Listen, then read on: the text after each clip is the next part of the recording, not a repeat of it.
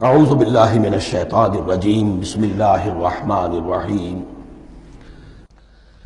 پچھلے رکوع سے مناسک حج کا تذکرہ شروع ہو چکا تھا، اور اس کے ضمن میں خاص طور پر یہ کہ اگر کوئی حج کا احرام باندھ کر یا عمرے کا احرام باندھ کر سفر شروع کر دے اور کہیں درمیان میں ایسی رکاوٹ پیش آ جائے کہ اسے احرام کھولنا پڑے بغیر عمرہ کیے اور بغیر حج کیے، تو اس صورت میں کیا قواعد و ضوابط ہیں۔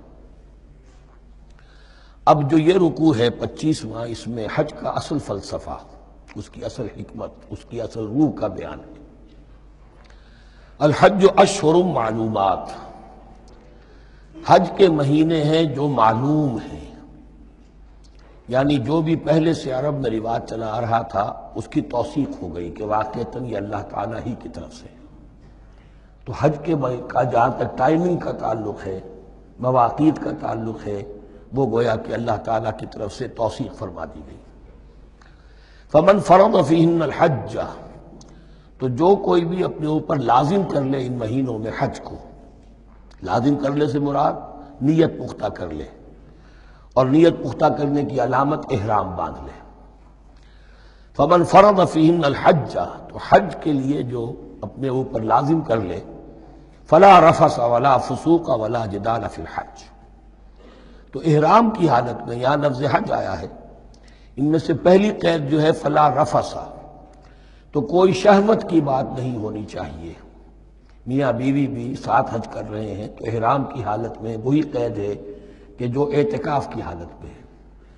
باقی یہ کہ فسوق اور جدال، اللہ کی نافرمانی یا باہم جھگڑنا، اس لیے کہ بہت بڑی تعداد میں لوگوں کا اجتماع ہوتا ہے، سفر میں بھی لوگ ساتھ ہوتے ہیں، تو لوگوں کے غصوں کے پارے جلدی چڑھ جاتے ہیں۔ اس میں خاص طور پر روکا گیا کہ یہ ہے کہ اس میں امن ہو اور سکون ہو۔ اور آج بھی واقعہ یہ ہے کہ دنیا میں معجزات میں سے ہے یہ، اتنی بڑی تعداد میں لوگوں کا جمع ہونا، اور وہاں امن رہتا ہے، وہاں وہ جنگ و جدال اور جھگڑا اور فساد وغیرہ قطع نظر نہیں آتا۔ یا تو یہ کہ پچھلے دنوں میں کچھ سیاسی اعتبار سے کوئی مہمیں اٹھائی گئی ہیں، یا یہ کہ کچھ چور اچکوں نے بھی جانا شروع کر دیا ہے وہاں پر، لیکن جھگڑا اور جو گالم گلوچ کی نوبت ہم نے اپنے آنکھوں سے نہیں دیکھی۔ پچھلے 5-6 مرتبہ حج کی سعادت حاصل ہوئی ہے۔ فلا رفث ولا فسوق ولا جدال فی الحج وما تفعلوا من خیر یعلمہ اللہ، اور جو خیر بھی تم اس کے دوران کرو گے اللہ کے وہ علم میں ہوگا۔ نوافل پڑھ رہے ہو، اضافی طواف کر رہے ہو، کوئی اور بھی جو کام کر رہے ہو، تو اس میں کسی اور کو دکھانے کی ضرورت نہیں ہے۔ اپنے خاموشی کے ساتھ انسان وہ اپنی جو بھی نیکی مزید کما سکے کمائے، جو بھی مناسک حج ہیں ان پر مستضاد۔ وَتَزَوَّدُوا فَإِنَّ خَيْرَ الزَّادِ التَّقْوَىٰ، اور سفر کے لیے زاد راہ ساتھ لے لیا کرو، اور بہترین زاد راہ تقویٰ ہے۔ اب اس آیت کے دو معنی لیے گئے ہیں، ایک تو یہ کہ بہترین زاد راہ تقویٰ ہے، یعنی سفر میں آپ نے زاد راہ خرچ کی شکل میں تو لے لیا، تقویٰ ہے نہیں، پھر کیا ہوگا؟ وہ تو صرف پیسہ خرچ کرنے کے لیے اچھا احرام لے لیں گے، اچھی جگہ لے لیں گے قیام کی، تو تقویٰ اگر نہیں ہے تو وہ حج ہی نہیں ہوگا۔ لیکن اس کا ایک دوسرا مفہوم جو ہے وہ بھی بہت اہم ہے کہ اگر انسان خود اپنا زاد راہ ساتھ نہ لے تو پھر وہاں مانگنا پڑتا ہے۔ تو تقویٰ سے مراد یہاں ہے سوال سے بچنا۔ بہتر یہ ہے کہ زاد راہ لے کر چلو، اور یہ کہ اس کے لیے تمہیں کسی کے سامنے سائل نہ بننا پڑے۔ اگر تم صاحب استطاعت نہیں ہو تو حج تم پر فرض ہی نہیں ہے۔ خام خواہ کو ایک شے جو تم پر فرض نہیں ہے اس کے لیے وہاں جا کر بھیک مانگنا، یا یہاں سے بھیک مانگ کر یا چندہ لے کر جانا، یہ تو قطعاً غلط حرکت ہے۔ وَتَزَوَّدُوا فَإِنَّ خَيْرَ الزَّادِ التَّقْوَىٰ وَاتَّقُونِ يَا أُولِي الْأَلْبَابِ، اور یقیناً میرا ہی تقویٰ کرو، مجھ سے ڈرو اے ہوش مندو۔ لَيْسَ عَلَيْكُمْ جُنَاحٌ أَن تَبْتَغُوا فَضْلًا مِّن رَّبِّكُمْ، اس میں تم پر کوئی حرج نہیں ہے، کوئی گناہ نہیں ہے کہ تم حج کے سفر کے دوران اپنے رب کا فضل بھی تلاش کرو۔ آدمی ہندوستان سے پاکستان سے جا رہا ہے، اسے ایسی اجناس لے جائے تجارت کے لیے جو وہاں پر بیچ کر کچھ نفع حاصل کر لے، تو یہ تقویٰ کے منافی نہیں ہے۔ اگر وہاں پر کوئی کاروبار کر سکو کرو۔ فَإِذَا أَفَضْتُم مِّنْ عَرَفَاتٍ، تو پھر جب تم عرفات سے واپس لوٹو، اس لیے کہ اصل حج جو ہے وہ عرفہ ہے، الحج العرفہ۔ حج کے بقیہ تمام مناسک رہ جائیں، صرف عرفہ میں شمولیت ہو جائے، قیام عرفہ میں، تو حج ہو گیا۔ باقی جو چیزیں رہ گئی ہیں اس کا جو بھی اس کا کفارہ ہے، اس کا جو دم دینا ہے وہ دے دیا جائے، لیکن عرفہ سے اگر آدمی رہ گیا عرفات کے قیام سے تو پھر حج نہیں ہوا۔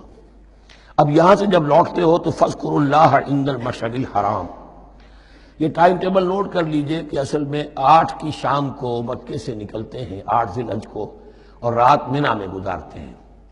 پھر 9 کا دن ہے اصل یوم عرفہ، 9 ذی الحج، صبح کو نکلتے ہیں، قافلے چلتے ہیں، اور کہیں دوپہر تک، اور دوپہر سے بھی ہو سکتا ہے تاخیر ہو جائے، لیکن کوشش ہوتی ہے کہ ظہر سے پہلے پہنچ جایا جائے، لیکن ظہر اور عصر دونوں ملا کر پڑھ لی جائیں عرفات میں داخل ہونے سے پہلے۔ اس لیے جو مسجد ہے عرفات کے میدان سے ملحق وہ عرفے کے اندر شامل نہیں ہے، وہ اس کی حدود سے باہر ہے، تو یہ اس کا افضل یہی ہے کہ ظہر اور عصر ملا کر وہاں پڑھی جائیں، اور اس کے بعد سے غروب آفتاب تک قیام ہے، وہ عرفات کا قیام ہے، اس میں کوئی نماز نہیں، یعنی جو روایتی جو عبادت ہے اس کے سب دروازے بند۔ اب تو اگر دعا کی آپ کے اندر ایک روح پیدا ہو چکی ہے، اپنے رب سے ہم کلام ہو سکتے ہیں، اور آپ کو حلاوت مناجات حاصل ہو گئی ہے، تو دعا مانگتے رہیے، بس یہی ہے دعا۔ قیام عرفہ جو ہے کھڑے ہو کر بیٹھے ہوئے جس طرح بھی ہو اللہ سے مناجات کرو، یا پھر یہ کہ اگر اس میں کبھی ہو جائے کسی وجہ سے تو آدمی تلاوت کرے، لیکن یہ کہ عام نماز نہیں۔ فَإِذَا أَفَضْتُم مِّنْ عَرَفَاتٍ فاذكروا اللَّهَ عِندَ المشعر الحرام، یہ مزدلفہ کا قیام ہے، 9 کی شام کو مغرب کی نماز کا وقت ہو چکنے کے بعد وہاں سے روانگی ہے، لیکن وہاں مغرب کی نماز پڑھنے کی اجازت نہیں ہے۔ اب جاؤ اور مغرب اور عشاء دونوں جمع کرو اس میں مشعر حرام یعنی مزدلفہ میں۔ وَاذْكُرُوهُ كَمَا هَدَاكُمْ، اور یاد کرو اسے، ذکر کرو جیسے کہ تمہیں اس نے ہدایت دی ہے۔ اس سے مراد ہے کہ جو کچھ اللہ کے رسول نے تمہیں سکھایا ہے، ذکر کے جو طور طریقے ہیں، اس کے لیے جو بھی طریقے ہیں وہ اللہ نے ہدایت دی اپنے رسول کے ذریعے۔ وَإِن كُنتُم مِّن قَبْلِهِ لَمِنَ الضَّالِّينَ، اور یقیناً اس سے پہلے تو تم گمراہ لوگوں میں سے تھے، تمہیں معلوم نہیں تھا، حج کی شکل باقی رہ گئی تھی، اس کی روح ختم ہو گئی تھی، اس کے مناسک میں بھی تم نے رد و بدل کر دیا تھا، وہ آگے آ رہا ہے۔ ثم افیضوا من حیث افاض الناس، پھر پلٹو وہیں سے جہاں سے کہ سب لوگ پلٹتے ہیں۔ قریش نے یہ کہا تھا کہ ہماری خاص حیثیت ہے کہ ہم تو منی ہی میں مقیم رہیں گے، باہر سے آنے والے لوگ عرفات جائیں اور عرفات سے پھر واپس لوٹیں، یہ سارے مناسک ہمارے لیے نہیں ہیں، ہم تو مکے والے ہیں، اور ہماری شان یہ ہے کہ ہم عرفات نہیں جائیں گے، منی ہی میں قیام رہے گا۔ یہاں بتایا گیا کہ یہ تم نے غلط بات ایجاد کر لی ہے، ثم افیضوا من حیث افاض الناس، جہاں سے سب لوگ لوٹتے ہیں یعنی میدان عرفہ سے، وہیں سے لوٹیں۔ واستغفر اللہ، اللہ سے استغفار کرتے رہو، ان اللہ غفور رحیم، یقینا اللہ بخشنے والا رحم فرمانے والا ہے۔ فَإِذَا قَضَيْتُم مَّنَاسِكَكُمْ، اور جب تم اپنے یہ مناسک ادا کر لو، پورے کر لو، فاذکروا اللہ کذکرکم آباءکم، تو اب اللہ کا ذکر کرو جیسے کہ تم اپنے آباء و اجداد کا ذکر کرتے رہے ہو، جس شد و بد کے ساتھ۔ وہاں یہ ہو گیا تھا کہ پھر منی میں جب یہ ٹھہرتے تھے تو اپنے آباء و اجداد کے قصیدے بیان کیے جا رہے ہیں، جیسے ہمارے ہاں ہوتا ہے، جو دیہاتی لوگ ہوتے ہیں، راجپوت لوگ ہوتے ہیں، ان کے میراثی ہوتے ہیں، اسی طرح وہاں شعراء ہوتے تھے قبائل کے، وہ ان قبیلوں کی مدح بیان کرتے تھے، ان کے بڑے بزرگوں کی، اسلاف کی جو ہے عظمت بیان کرتے تھے۔ اللہ کا ذکر ختم ہو چکا تھا، فرمایا جس شد و مد کے ساتھ تم اپنے آباء و اجداد کا ذکر کرتے رہے، اب اسی شد و مد کے ساتھ، بلکہ او اشد ذکرہ، بلکہ اس سے بھی زیادہ شد و مد کے ساتھ اب اللہ کا ذکر کرو۔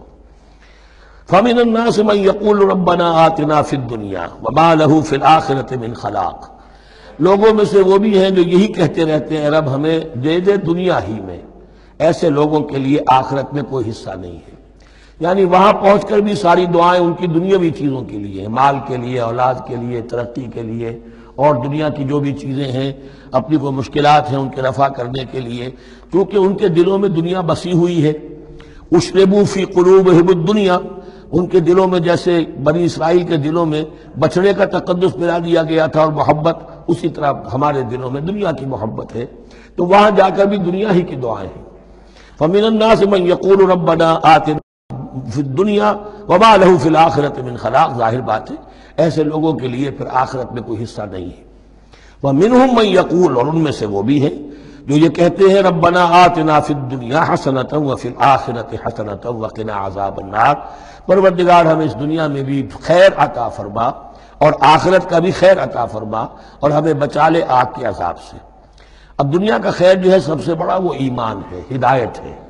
دنیا کا کوئی خیر نہیں ہے جب تک کہ اس کے ساتھ ہدایت اور ایمان نہ ہو۔ تو سب سے پہلے انسان ایمان طلب کرے، پھر اس کے ساتھ اللہ تعالیٰ دنیا میں کشادگی دے دے، رزق میں بھی کشائش دے دے تو ٹھیک ہے، کوئی بری بات نہیں، اچھی بات ہے۔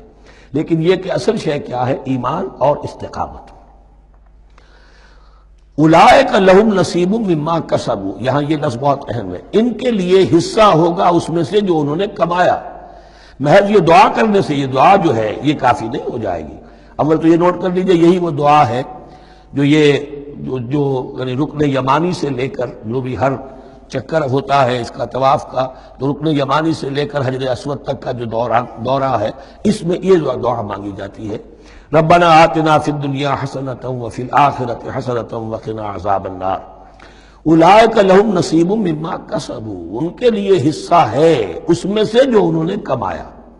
اچھا، اس میں سے جو انہوں نے کمایا، اس میں سے کہ وہ تو سارا ملنا چاہیے، لیکن بندے کو ڈرتا رہنا چاہیے کہ ممکن ہے اس میں سے کسی مسئلے میں میری نیت میں کوئی فساد آ گیا ہو، ممکن ہے اس میں سے میرے کسی عمل کے اندر کوئی کمی رہ گئی ہو، کوئی کوتاہی رہ گئی ہو۔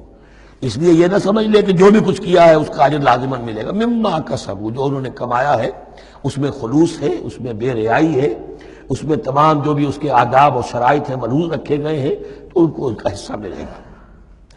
واللہ سریع الحساب، اور اللہ تعالیٰ کو حساب چکانے میں دیر نہیں لگتی، بہت جلدی حساب کر لے گا۔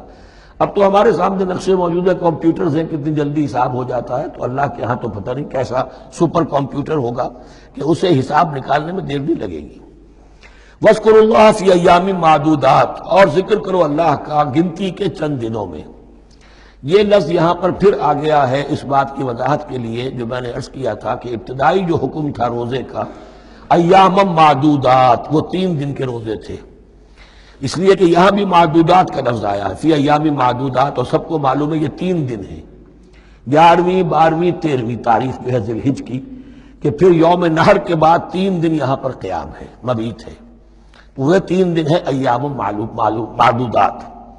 فمن تعجل فی یومین، تو جو کوئی 2 دن ہی میں جلدی سے واپس آ جائے، فلا اثم علیہ، یعنی 3 دن پورے نہیں کرتا، 2 دن ہی میں واپسی اختیار کر لیتا تو کوئی گناہ اس پر نہیں ہے۔ ومن تأخر، اور جو پیچھے رہے یعنی 3 دن کی مقدار پوری کر لے، فلا اثم علیہ لمن اتقی، تو اس پر بھی کوئی گناہ نہیں، لیکن شرط ہے تقوی۔ جو 2 دن میں چلا گیا تقوی تھا تو بھی اللہ تعالیٰ کے ہاں اس کا اجر محفوظ ہے، جو 3 دن رہا تقوی ہے، تیسرے دن اس نے کچھ اور ہی حرکتیں نہ شروع کر دی ہوں، یہ اکتایا ہوا ہے اور طبیعت کے اندر جو ہے وہ ٹھہراؤ نہیں ہے، تو وہ تیسرا دن اس کے لیے کوئی خاص مفید نہیں ثابت ہوگا۔ لیکن یہ کہ اصل شے جو ہے اللہ کے ہاں جو چیز کے شرط لازم ہے قبولیت کے لیے وہ تقوی ہے۔ لمن اتقی واتقوا اللہ واعلموا انکم الیہ تحشرون، اور اللہ کا تقوی اختیار کرو اور یہ مستحضر رکھو اپنے ذہن میں کہ تمہیں اسی کی جانب جمع کر دیا جائے گا، تم سب کے سب ہانک کر لے جاؤ گے اسی کی جناب میں۔ صدق اللہ العظیم۔